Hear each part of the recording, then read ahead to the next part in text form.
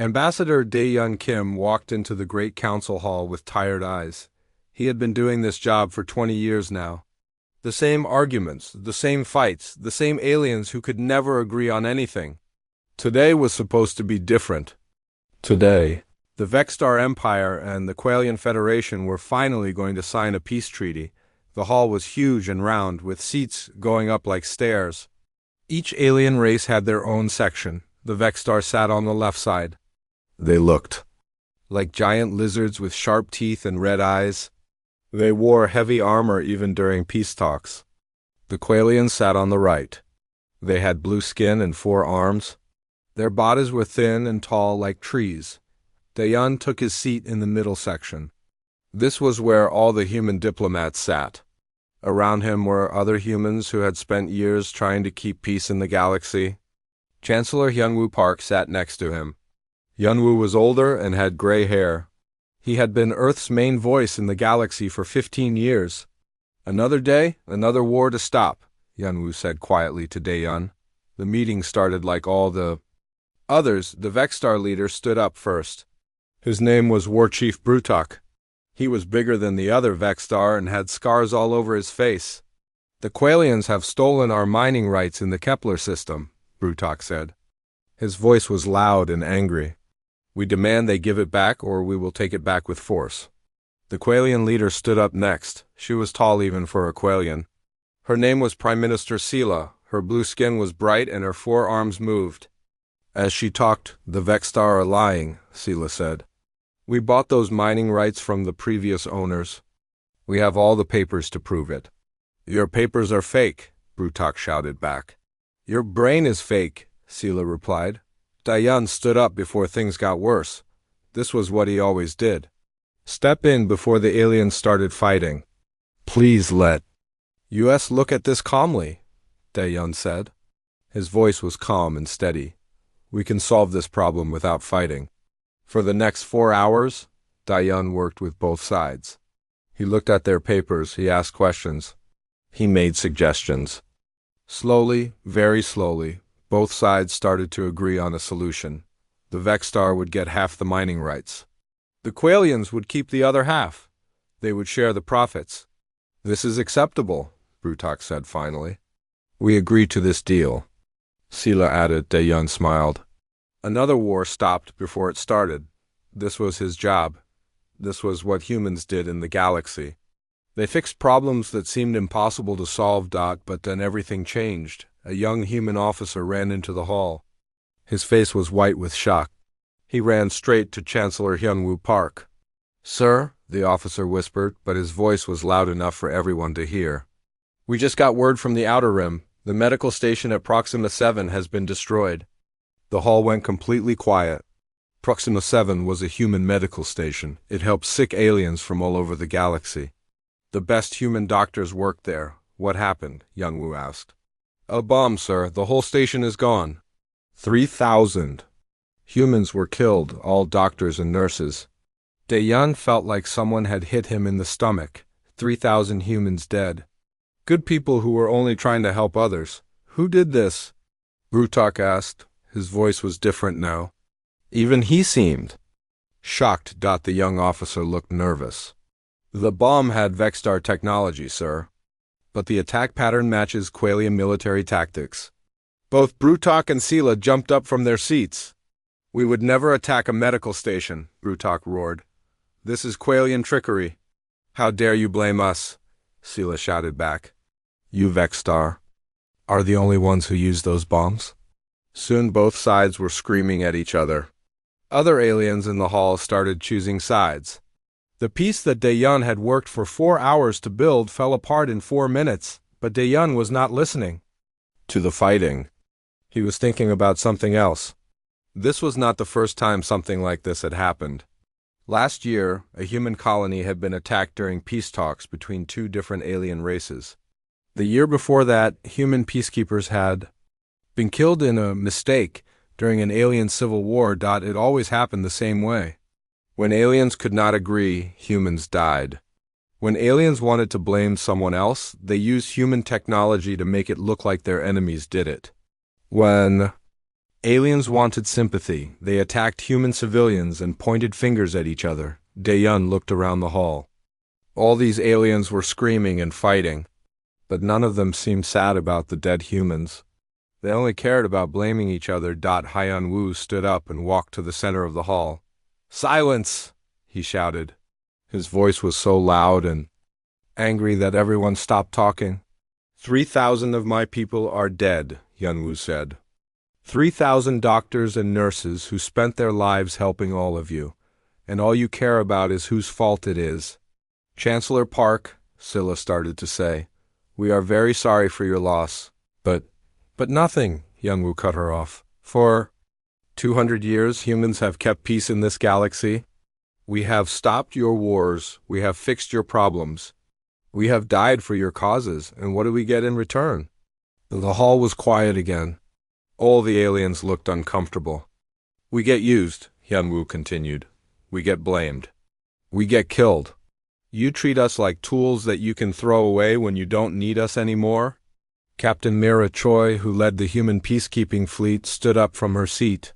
Sir, she said to Hyun-woo, I'm getting reports from all over the galaxy. Our people are being threatened. Some colonies are being told to pick sides in local wars. Our peacekeeping ships are being asked to leave some systems. Admiral Sujin Lee, who was in charge of human military operations, also stood up. Chancellor, I think it's time we stop pretending these people respect us. Dae-yun felt something change inside him. For 20 years, he had believed that his work mattered, that helping aliens solve their problems was important. But now, he realized the truth. The aliens did not see humans as friends or equals. They saw humans as useful servants. Hyun-woo looked around the hall one more time. Every alien was watching him and waiting to see what he would say. I have an announcement to make, Hyun-woo said. His voice was calm now, but everyone could hear the anger underneath. After 200 years of service to this galaxy, humanity is withdrawing from all galactic political affairs. The hall exploded with noise. Aliens were shouting and jumping from their seats. You cannot do this, Brutak yelled. Please reconsider, Scylla begged, but Hyun-woo was not finished talking. All human diplomatic posts will be closed. All peacekeeping missions will end. All human colonies outside the Sol system will return. To Earth, we are going home. But who will stop the wars? Asked an alien from the back of the hall. Hyun-woo smiled, but it was not a happy smile. That is no longer our problem. You all seem to think you can handle things without us. Now you will get your chance to prove it. As Dae-yun walked out of the hall with the other humans, he could hear the aliens starting to fight again. Without humans there to calm them down, they were already screaming at each other. Within 1 hour, every human ship in the galaxy got the same message. Come home. The age of human involvement in galactic politics was over. It was time to see how well the galaxy could manage without them. Dr. Junho Nam packed his research notes with shaking hands. 3 days had passed since the humans announced they were leaving galactic politics. 3 days since everything started falling apart. JUNHO worked at the Stellar Research Station in the Andromeda sector. The station was built by 5 different alien races working together. For 10 years, it had been a symbol of cooperation in the galaxy. Scientists from different worlds worked side by side to study stars and planets, but now the station felt like a bomb ready to explode. You need to hurry, said Dr. Kreese, his Alterian colleague. Alterians looked like tall humans, but with silver skin and no hair. Kreese had been Junho's research partner for 3 years. They had been friends. Why are you helping me pack? Junho asked. Yesterday you said humans were overreacting. Kreese looked uncomfortable. Yesterday I thought this would blow over. Today the Vexstar Empire declared war on the Helix systems. The Qualian Federation stopped all trade with anyone who deals with Vexstar. The station directors are having meetings about whose side we should take. What do you mean, whose side? Junho asked. The station gets funding from both Vexstar and Qualian governments. Now we have to choose. And everyone is looking at the human sections of the station like they're prizes to be divided up. Junho felt cold inside. They want to divide up our research, your computer systems, your lab equipment, your data files. Without humans here to claim ownership, everyone thinks they can take what they want. As if to prove Kreese's point, loud voices came from the hallway outside. Junho opened his door to look. Commander Taiwuhan was standing in the corridor with 6 other humans. They were the last human military personnel on the station. Around them stood twice as many aliens, all talking at once. "You cannot take those." "Weapons," shouted a Qualian security chief. "Those belong to the station."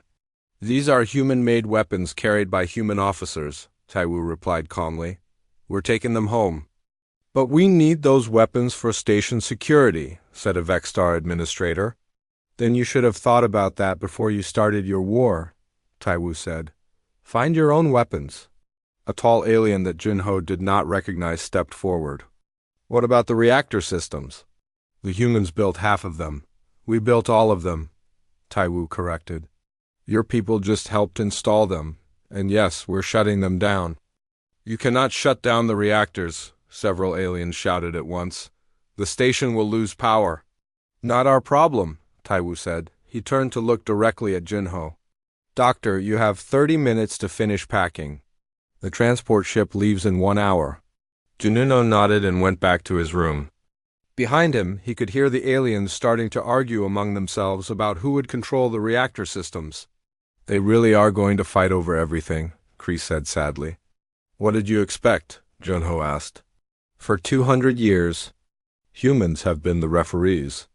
We made sure everyone played fair. Now there are no referees left." Through his window, Junho could see spaceships moving around the station. Most of them were human ships preparing to leave. But some of them were alien warships that had arrived in the last day. They were not there to say goodbye. They were there to claim whatever the humans left behind. Junho's computer made a beeping sound. He had a message from his friend Dr. Elena Vasquez on the other side of the galaxy. Elena worked at a research station in the Centauri system. "Junho," Elena's message said, "I hope you get this before the communications network shuts down. Our station is being evacuated too. The local aliens are already fighting about who gets to keep the human labs. Yesterday they were all friends. Today they're pointing weapons at each other. I never realized how much work we were doing just to keep everyone calm. See you on Earth if we both make it home." The message ended.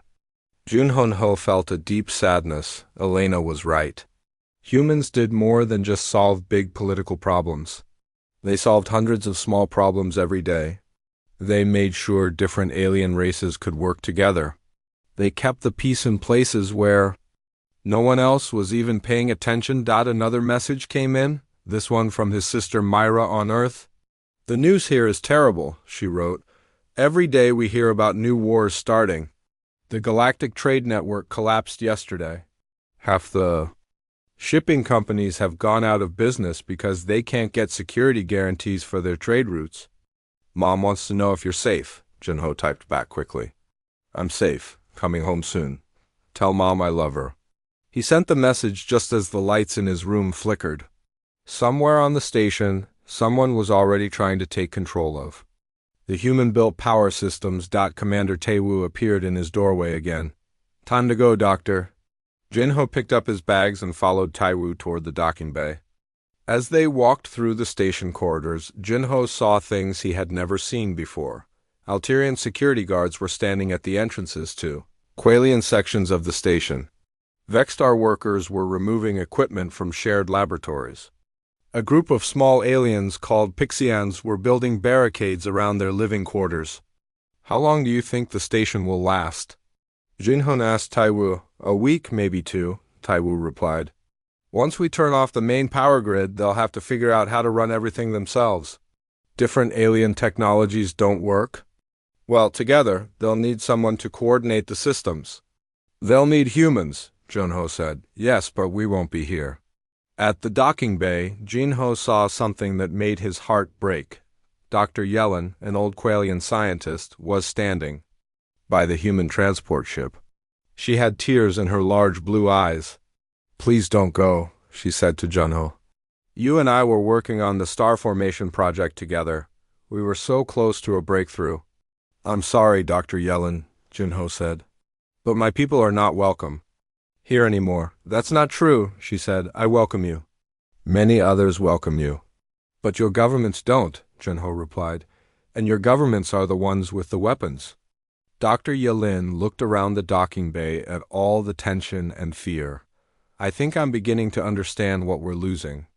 As the human transport ship pulled away from the station, Junho looked out the window one last time. He could see alien ships surrounding the station like vultures around a dying animal.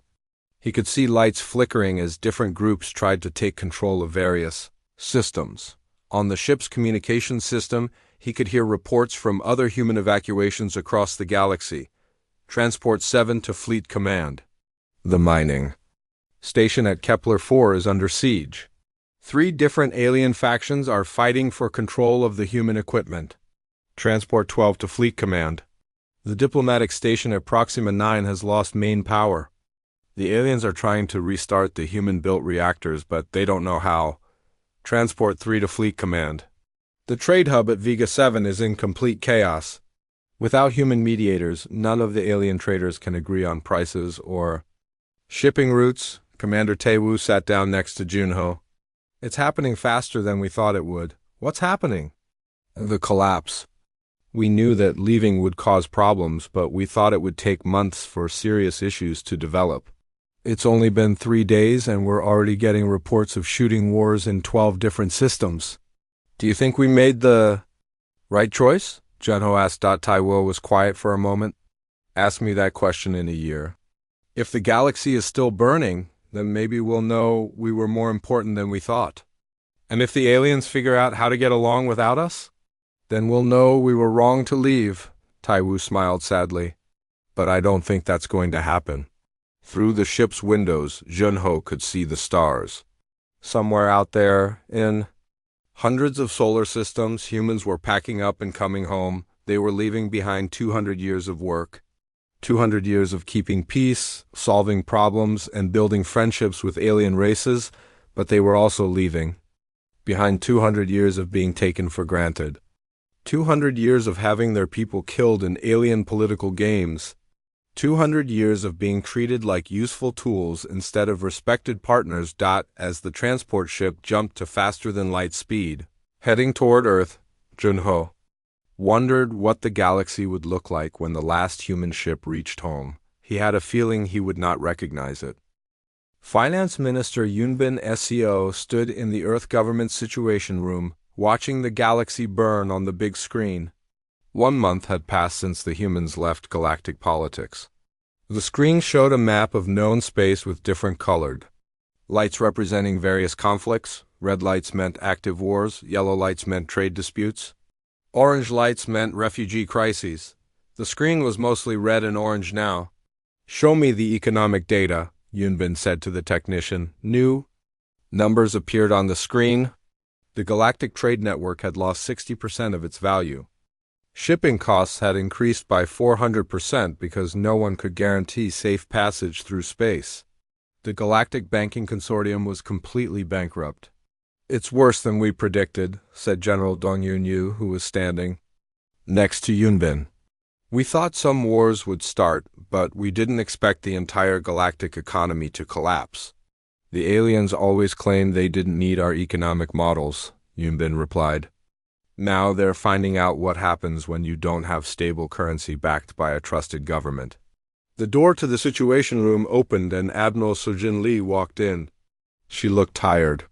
I just got back from the outer defense perimeter. We have a situation. What kind of situation? General Yu asked. Refugees, millions of them. They're gathering just outside our solar system. Aliens from dozens of different species, all begging to be allowed into human space. Yunbin felt a mix of sadness and anger. Let me guess. The same aliens who told us we were interfering too much in galactic affairs. Some of them, yes. But there are others too. Aliens who always supported human involvement but got overruled by their own governments. And there are children, Yunbin. Lots of children who had nothing to do with any of this. On the big screen, a new report was coming in from the Galactic core worlds. These were the richest and most stable systems in the galaxy. If they were having problems, it meant the situation was truly desperate. What's the report from the core? Yunbin asked. The technician read from his screen. Complete. System failure on Alteria Prime. The AI systems that run their cities have malfunctioned. Without human technicians to maintain them, the AIs are giving contradictory orders. Traffic control is down. Power grids are failing. Food distribution has stopped. How many people live on Alteria Prime? Admiral Lee asked. 8 billion. The technician replied. The room went quiet. 8 billion aliens were facing starvation and chaos because their technology had broken down. Are there any humans left on Alteria Prime? General Yu asked. No, sir. The last human technicians left 2 weeks ago. Yunbin turned to look at another screen that showed Earth's communication networks. They were getting thousands of messages every hour. Desperate pleas from alien governments begging for help. Offers of trade deals, territorial concessions, anything that might convince humans to return. Show me some of the recent messages, Yunbin said. The first message was from the Vexstar Empire. To the honorable human leaders. We admit that we have made mistakes. We are prepared to offer full reparations for any humans killed in the Proxima 7 incident. Please send technical advisors to help us maintain peace in our territory. The second message was from the Qualian Federation. Respected human friends, our economy has collapsed without your trade agreements. We will accept any terms you demand if you will return to help us. The third message was different. It was from a group Yunbin had never heard of before. To our human brothers and sisters. We are the alliance of younger species. We represent 43 races that achieved spaceflight in the last 100 years. We have only known peace and prosperity because of human guidance. Without you, we are lost. Please do not abandon us for the sins of the older, more arrogant races. That's interesting, Admiral Lee said. The younger species are organizing. It makes sense, General Yu replied. They grew up with human protection. They don't have ancient grudges or old pride to get in the way of asking for help. Another alarm sounded in the Situation Room. This one was different from the others. It was the sound that meant something had happened in human space. What is it? Yunbin asked. Long-range sensors are picking up a massive fleet approaching the outer solar system, the technician reported. Over 300 ships from multiple alien species. Everyone in the room tensed. Were the aliens planning to attack Earth? Wait, the technician continued, reading more data. The ships are not in attack formation. They're broadcasting surrender codes. Surrender codes? Admiral Lee asked. Yes, ma'am. They're requesting permission to enter human space as refugees. The fleet is mostly civilian transport ships packed with families. On the screen, they could see the approaching ships. They were old and damaged. Many looked like they had been in battles. All of them were overcrowded with alien refugees who had nowhere else to go. How many aliens are on those ships? Yunbin asked. Preliminary count suggests around 2 million, the technician replied. General Yu shook his head. We can't take in 2 million alien refugees. Earth doesn't have the resources. We have the resources, Yunbin corrected. The question is whether we should use them. A new voice spoke from the doorway. It was Director Minsu Kang from Earth's Strategic Defense Initiative. He had been listening from the hallway. I've been reviewing the intelligence reports from across the galaxy, Director Kang said as he entered the room. The situation is much worse than even our worst-case predictions. How much worse?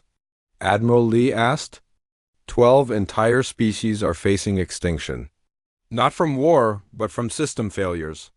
They became so dependent on human-maintained technology that they can't survive without us. That's their own fault, General Yu said angrily. They should have learned to maintain their own systems. Maybe, Director Kang replied. But do we really want to be responsible for genocide? Even if it's just through neglect? Yunbin looked at the screens showing the chaos across the galaxy. Wars everywhere, refugees fleeing in every direction, entire civilizations collapsing because they had forgotten how to do things without human help. There's something else, Director Kong continued. Our intelligence networks have uncovered evidence of what some alien governments were really planning. What kind of evidence? Admiral Lee asked. Secret meetings? Hidden documents? It turns out that several of the major powers had been working on a long-term plan to eventually subjugate humanity. The room went completely silent. The idea was to use humans to eliminate all their competitors first. Get us to mediate away the power of rival species. Then, once they were the only major powers left, they would find ways to control or eliminate us. Yunbin felt sick to her stomach. We were helping them commit slow genocide against their enemies. And once their enemies were gone, we would have been next. Which species were involved in this plan? General Yu asked. The Vexstar Empire and the Qualian Federation were the main conspirators, but there were others. At least 6 major governments had agreed to the basic idea. Admiral Lee laughed, but it was not a happy sound. So, the 2 species that are begging us to come back and save them were planning to destroy us? It appears so. What about the younger species? Yunbin asked. The ones who sent that message, clean as far as we can tell. Most of them weren't even consulted about the plan. The older species saw them as irrelevant. Yunbin looked at the map of the galaxy again. The red lights were spreading, more wars were starting every day. But now she knew that some of those wars were between species that had been planning to attack humanity. Maybe we should let them destroy each other, she said quietly. And what about the innocent ones? Director Kong asked. The younger species who never wanted to hurt us? The individual aliens who always treated humans with respect? The children? I don't know, Yunbin admitted, on the communication screen. More messages were coming in. Desperate pleas from alien leaders. Reports of new wars starting. Requests for refugee status from civilians, who just wanted to escape the chaos. But there was one message that caught Yunbin's attention. It was from an alien she recognized. This is Chancellor Zix of the Benevolent Systems Alliance. We represent the 43 younger species mentioned in our previous message. We have prepared a formal proposal for human leadership. We are willing to dissolve our current governments and accept complete human authority over our systems. We offer this not as a temporary measure, but as a permanent new form of galactic government. We believe that only under human leadership can the galaxy know true peace and prosperity again. Yunbin read the message twice to make sure she understood it correctly. They're offering to make us their rulers, she said out loud. All of them, Admiral Lee asked. 43 species, hundreds of billions of people. That's not what we wanted, General Yu said. We just wanted respect. Maybe, Director Kong replied, but it might be what the galaxy needs. 3 months after the humans left galactic politics, Dr. Jisu Lim sat in her office deep underground in Seoul. As Earth's chief historian for galactic affairs, she had spent the last month writing what might be the most important report in human history. The report was called The Hidden Truth: What Really Happened During 200 Years of Human Galactic Service. It contained secrets that would change how humanity viewed their relationship with alien species forever. Director Yoon-ho Kim from Earth Security knocked on her door. Behind him were Admiral Sujin Lee and Chancellor Hyunwoo Park. These were some of the most powerful people on Earth, and they all looked worried. Is the report finished? Director Kim asked. Yes, Jisu replied, holding up a thick folder. But you're not going to like what it says. We already know it's bad, Admiral Lee said. The question is how bad? Jisu opened the folder and pulled out the first section. Let's start with the number of humans who have died in alien political conflicts over the last 200 years. We already know that number, Chancellor Park said. About 50,000. That's the official number, Jisu replied. The real number is closer to 200,000. The room went quiet. No one had expected the number to be that high. How is that possible? Director Kim asked. Because many of the deaths were never reported as political killings, Jisu explained. They were called accidents, equipment failures, natural disasters. But when you look at the patterns, it becomes clear that many alien species were deliberately arranging for humans to be in dangerous situations. When they needed someone to blame for their problems, she pulled out another document. Here's an example. 15 years ago, a human medical ship was destroyed by what everyone thought was a meteor strike. But I found records showing that the Altarian military had been testing a new asteroid-moving weapon in that exact area on that exact day. They killed a medical ship full of doctors to test a weapon? Admiral Lee asked. It appears so. And when the ship was destroyed, the Altarians expressed sympathy and offered to help investigate. No one suspected them because they acted so concerned. Chancellor. Park sat down heavily in a chair. How many incidents like this were there? Hundreds. Maybe thousands. I've documented over 300 cases where human deaths were almost certainly caused deliberately by aliens who then acted surprised and helpful. Director Kim looked at another section of the report. What's this part about economic manipulation? But that's even worse than the hidden killings, Jisu said. It turns out that several alien species have been artificially creating conflicts just to keep humans busy mediating. What do you mean? Here's how it worked. Let's say the Vexstar Empire wanted to expand into a certain star system. Instead of just invading, they would secretly cause problems between smaller species in that area. Then they would ask humans to come in and mediate. While humans were busy solving the fake conflicts, the Vexstar would quietly move their own forces into the system. So they used our peacekeeping efforts as a distraction for their own expansion, Admiral Lee said. Exactly. And it gets worse. Sometimes different alien species would work together to create fake conflicts in areas they both wanted to exploit. They would pretend to be enemies, ask humans to mediate, and then secretly divide up the resources while we were focused on keeping them from fighting. Chancellor Park rubbed his forehead. How long has this been going on? At least 100 years, maybe longer, and we never noticed.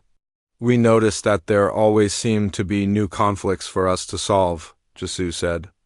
But we thought that was just the natural state of a galaxy with so many different species. We didn't realize that many of the conflicts were manufactured specifically to keep us distracted. Director Kim was reading another section of the report. This part talks about something called the replacement protocol. What is that? Jisu's face became very serious. That's the most frightening discovery of all. We found evidence that the major alien powers had developed a plan to eventually replace humanity as the dominant peacekeeping force in the galaxy. Replace us with what? With themselves. The plan was to gradually make humans look incompetent and unreliable. They would create conflicts that were impossible for us to solve. They would spread rumors that humans were biased toward certain species. They would arrange for human peacekeepers to fail in very public ways. And then, once the galaxy lost confidence in human leadership, the major powers would step in as the new peacekeepers. They would divide the galaxy between them, with each taking responsibility for different sectors. Admiral Lee stood up and walked to the window. They were planning a coup. A very slow, very careful coup, Jisu agreed. One that would take decades to complete. But yes, essentially they were planning to remove humans from power and divide our responsibilities among themselves. How close were they to succeeding? Chancellor Park asked. Closer than we think. I found evidence that the attack on Proxima 7 was part of this plan. It was designed to make humans look like we couldn't protect our own people. The next step would have been to question our ability to protect anyone. Director Kim was reading more of the report. You've documented communications between alien governments? Yes, secret messages, coded transmissions, private meetings. The evidence is overwhelming. At least 12 major alien governments were involved in various plots against humanity, including some of our closest allies? Especially some of our closest allies, the Altarians, for example. They've been presenting themselves as our best friends in the galaxy. but their internal communications show that they view humans as a temporary necessity that will eventually need to be eliminated. Chancellor Park looked sick. 200 years. 200 years of thinking we were building friendships and trust with these people. Not all of them, Jisoo said quickly. The younger species, the ones who achieved spaceflight in the last century, they genuinely respected human leadership. Most of them had no idea what the older species were planning. How many species were involved in the plots against us? Admiral Lee asked. Directly involved? About 20. Indirectly involved or aware of the plans? Maybe 50. Out of over 300 known species in the galaxy. So most alien species were innocent? Most were either innocent or irrelevant to the major powers' plans. The conspiracies were organized by the biggest and most influential species. The ones with the most to gain from removing human influence. Director Kim closed the report and looked at the others. This changes everything. We're not just dealing with ungrateful allies who took us for granted. We're dealing with enemies who are actively working to destroy us. What do we do with this information? Admiral Lee asked. That's the big question, Chancellor Park replied. Do we make it public? Do we use it as justification for staying out of galactic politics forever? Or do we use it as leverage to get a better deal if we decide to return? There's another option, Director Kim said quietly. What? We use it as justification for taking complete control of the galaxy.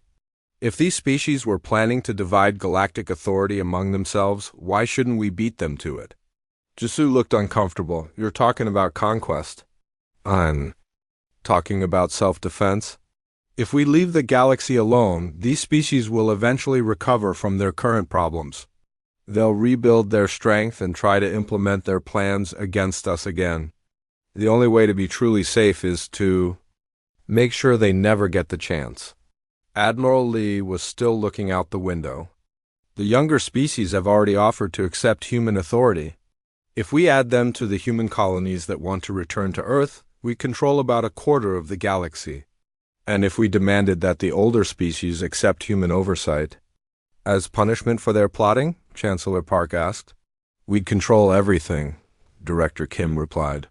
But would we be any better than them? Jisoo asked. If we take over the galaxy by force, how are we different from the aliens who were planning to take over from us? Because we actually kept the peace, Admiral Lee said. For 200 years we made the galaxy a better place. They were just, planning to exploit it. A communication alarm sounded in the office.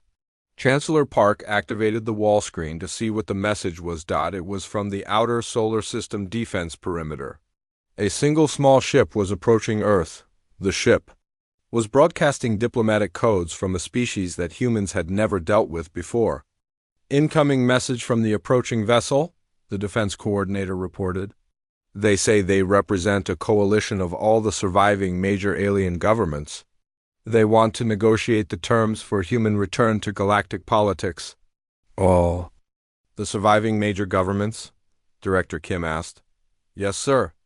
Apparently, many of the governments that were involved in the anti-human plots have been overthrown by their own people. The new leaders claim they want to start fresh with humanity. Chancellor Park looked at the others. It seems the galaxy is ready to talk. The question is, Admiral Lee said, are we ready to listen? And if we do listen, Director Kim added, are we negotiating as equals or as the new rulers of the galaxy? Jisoo looked at the thick report in her hands. It contained proof of 200 years of alien deception and planning against humanity. It also contained evidence that most alien species were innocent of these plots and deserved a chance for peace. 6 months after humans left galactic politics, elder statesman Woo-bin Lee walked into the most important meeting in galactic history. The meeting was taking place on a neutral space station at the edge of human space. Half the galaxy was in ruins, but the surviving alien leaders had come to beg humanity to return. Woo-bin was 80 years old and had been retired for 10 years. But when the Earth government needed someone to lead the negotiations with the aliens, they asked him to come back. He had spent 40 years in galactic diplomacy and was respected by aliens across the galaxy. The meeting room was smaller than the old Galactic Council Hall, but it felt much more tense. On one side sat the human delegation. Besides Wu Bin, there was Admiral Haijin Nam, who would oversee military matters, and Chief Diplomat Sumin Oh, who would handle the daily details of any agreement. On the other side sat representatives from every surviving alien government. Some were leaders that Wu Bin recognized from the old days. Others were new faces, representing governments that had been formed after the old ones collapsed. The alien delegation was led by a young Alterian named Kesara. She was only 30 years old, which was very young for an Alterian diplomat. But the old Alterian government had been overthrown by its own people when they learned about the plots against humanity. "Honored Elder Wu Bin," Kesara said as she stood up. "Thank you for agreeing to meet with us." "I'm here because my people asked me to listen," Wu Bin replied. "But after what we've learned about the last 200 years, I'm not sure there's anything you can say that will matter." Kesara looked uncomfortable. All the aliens in the room looked uncomfortable. They knew about Dr. Jisu Lim's report. The Earth government had released it to the public 3 weeks ago. Every alien in the galaxy now knew the truth about the secret plots, the manufactured conflicts, and the plans to replace humanity. "We know that some of our predecessor governments did terrible things," Kesara said. "We know that they betrayed your trust and planned to harm your people. But we are not those governments." "No," Wu Bin agreed. "But you are the species that allowed those governments to rule you. You are the people who benefited from their plots while remaining conveniently ignorant of the cost in human lives." Another alien stood up. This was Chancellor Moore of the Qualian Federation. He was one of the few old leaders who had survived the political upheavals in his government. "Elder Wu Bin," Chancellor Moore said, "we cannot change the past, but we can offer you anything you want for the future. Name your terms, any terms at all." Wu Bin had been expecting this moment.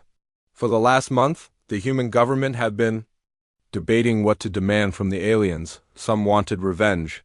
Some wanted isolation. Some wanted control. "Our terms are simple," Wu Bin said. "Complete restructuring of galactic government with humans holding absolute authority over all major decisions."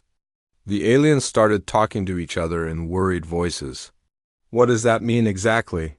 Kesara asked. Admiral Haijin Nam stood up to answer. "It means that no alien government can declare war without human permission.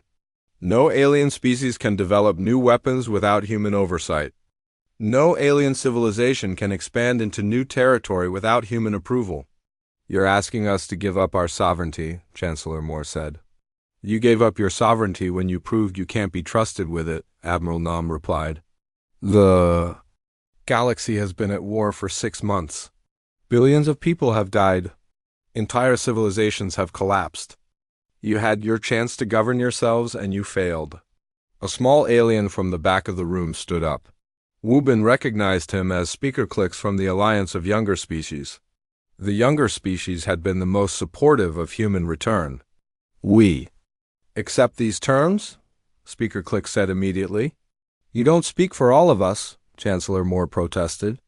"We speak for 43 species," Clicks replied.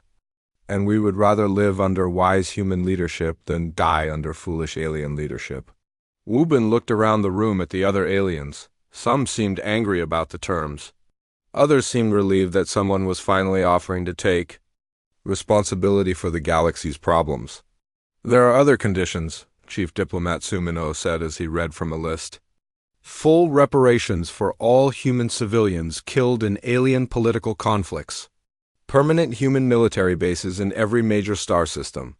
And all alien children must learn human history and philosophy as part of their basic education." "You want to brainwash our children?"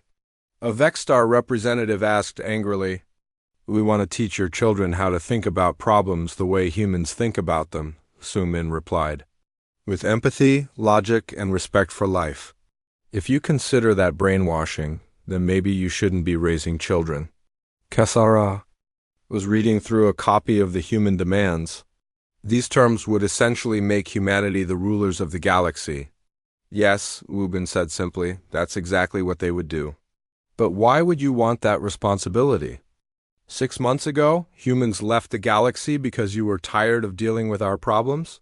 Wu Bin was quiet for a moment. This was the hardest part of the negotiation. How do you explain that sometimes the only way to be truly free is to accept total responsibility? 6 months ago, we thought we could just walk away and let you solve your own problems, Wu Bin said. But we learned that your problems become everyone's problems. When the galaxy burns, the fire eventually reaches Earth too. So you're doing this for your own protection? Partly. But also because we've realized something important. For 200 years, we thought we were helping you as equals. We thought we were temporary peacekeepers who would eventually hand authority back to you. But you never wanted equal partners. You wanted either servants or masters. Wu Bin stood up and walked to the big window that showed the stars outside. Since you can't accept us as equals and we won't accept you as masters, that leaves only one option. You as masters and us as subjects, Chancellor Moore said quietly. Subjects who are protected, fed, educated, and allowed to live in peace, Admiral Nam added.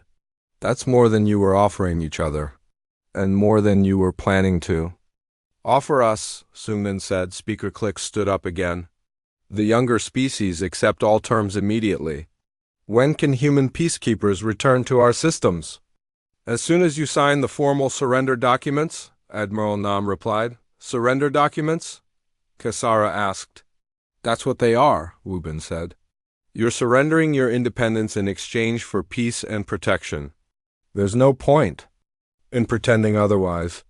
What happens if some species refuse to accept these terms? Chancellor Moore asked. Then they remain outside the new galactic order, Wu Bin replied. But they also remain outside galactic protection. If they attack anyone under human protection, we will treat it as an attack on humanity itself. And if they attack each other? Not our problem. We're only responsible for the species that accept our authority. Cultural Liaison Neon Jung, who had been quiet until now, finally spoke up. We're not trying to be cruel. We're trying to create a system that actually works. For 200 years, we tried voluntary cooperation. The result was secret plots and hidden wars and millions of unnecessary deaths. Now we're offering enforced cooperation, Admiral Nam continued. Everyone follows the same rules. Everyone gets the same protection. Everyone contributes to the common good. It's not democracy, Sungmin added, but it's not tyranny either. It's something new. Kisara looked around the room at her fellow alien representatives. Some were nodding their heads. Others looked angry or afraid, but all of them looked tired.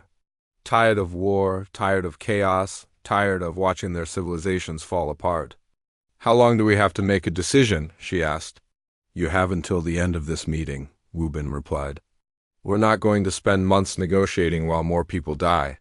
Accept our terms now, or we return to Earth and you deal with your problems alone.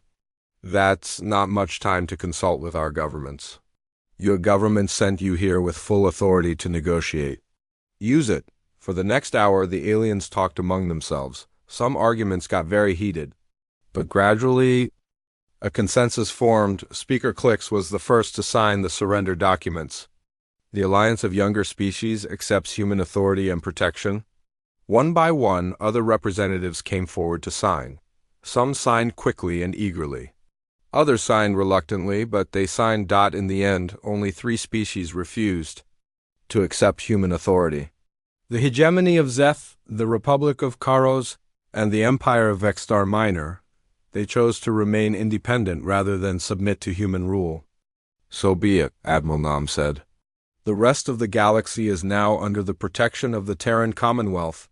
10 years later, Fleet Admiral Jungkook SCO stood on the bridge of the flagship Terran Unity, looking out at a galaxy that was more peaceful than it had been in centuries. The Terran Commonwealth controlled over 90% of known space. The 3 species that had refused to join were still fighting each other in their small corner of the galaxy, but they no longer threatened anyone else. Ambassador Daeyeon Kim, now Earth's galactic governor, sent his daily report to Earth. Crime was down, Trade was up, and no species had declared war on any other species in over 8 years. In schools across the galaxy, alien children learned about the Great Withdrawal. They learned how humanity had left the galaxy to teach everyone else the value